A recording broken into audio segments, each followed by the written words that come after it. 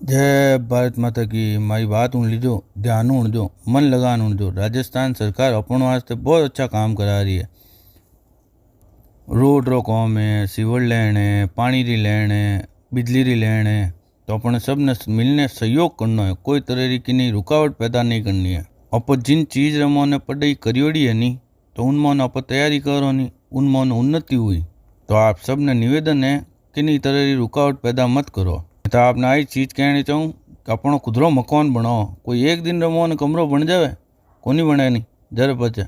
सुबह काम करी शाम रस्तो बना दी अपना पापा रो, गाड़ी रो, पैदल जाऊनो रस्तो बनी अपना। आपने एड़ी दिक्कत आ रही है तो यूँ करो, बीघा जमीन खाली पड़ी है वो ध्यान रह जाओ।